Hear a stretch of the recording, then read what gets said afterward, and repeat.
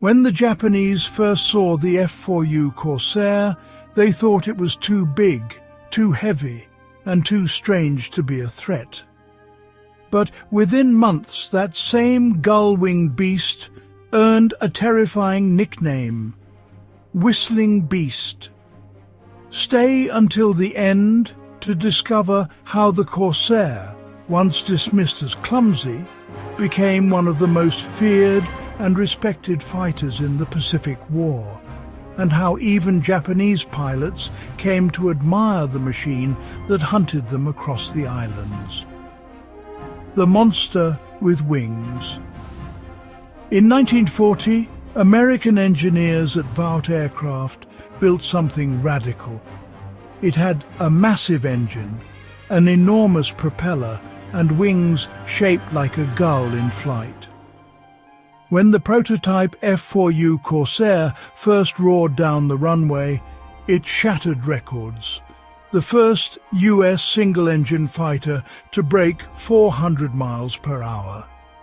But that power came at a price. The long nose blocked the pilot's view, the landing gear was tricky, and early models bounced violently when landing on aircraft carriers. Navy test pilots called it dangerous and were hesitant to believe in its capabilities.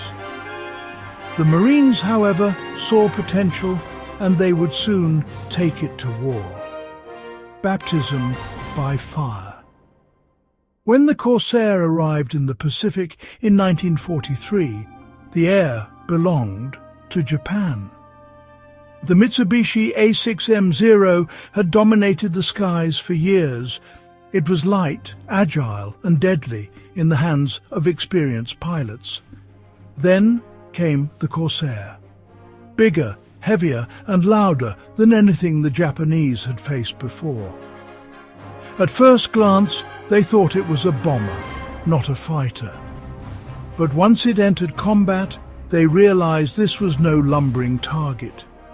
It could dive faster, climb quicker, and survive hits that would tear a Zero apart.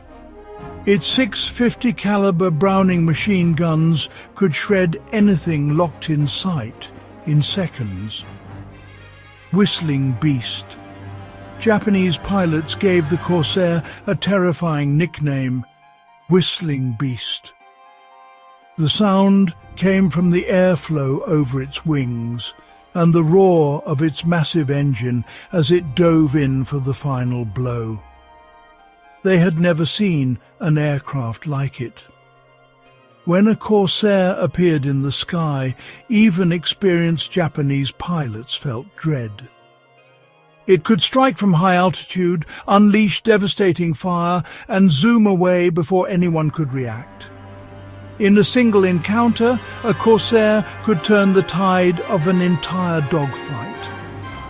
One Japanese survivor later described it simply: "When the blue fighter appeared, we knew it was over." The duel with the Zero. The Corsair wasn't invincible. The Zero could still outturn it in a close dogfight. But American pilots learned quickly. They avoided turning battles and used the Corsair's speed and power to fight on their own terms. They climbed, dove, and attacked from above, striking fast and pulling away before the Zero could react. This new hit-and-run tactic changed the air war completely. The once unbeatable Zero suddenly had no answer for the Corsair's combination of armor, speed, and firepower. It was a painful realization for the Japanese. In less than a year, the balance of power in the Pacific skies had shifted. The Marines' workhorse. While carrier pilots struggled with its landings, the US Marines made the Corsair their own. They flew it from island airstrips, Guadalcanal, Bougainville, Okinawa, turning it into the backbone of their air support. The Corsair could carry bombs, rockets and fuel tanks, giving it range and flexibility no Japanese fighter could match. It wasn't just a dogfighter, it became a flying hammer, supporting troops, destroying bunkers and hunting enemy ships. For Japanese soldiers on the ground, the sight of those bent wings overhead meant one thing. The Americans were coming, and nothing could stop them. Earning respect. As the war dragged on, surviving Japanese pilots came to respect the Corsair deeply. They feared it, but also admired it. Its power, toughness and precision were unlike anything they had ever faced. Captured pilots reportedly called it the fighter that should have been ours. By 1944, even Japan's newest aircraft, like the Kawanishi N1K and the Ki-84 Hayate, struggled to match the Corsair's performance. The once invincible Japanese Air Force was now outclassed in nearly every way. The legacy of the Blue Devil. By the end of the war, the F4U Corsair had earned a reputation few fighters could match.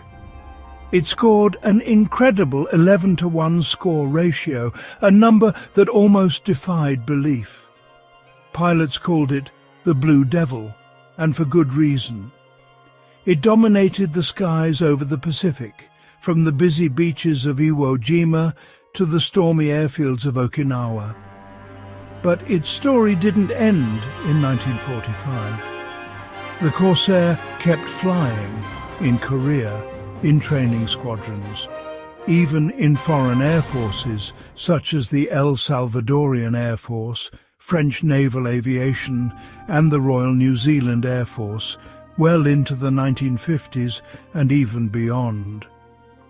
It outlived nearly every other piston-engine fighter of its era, a relic of power that refused to fade away.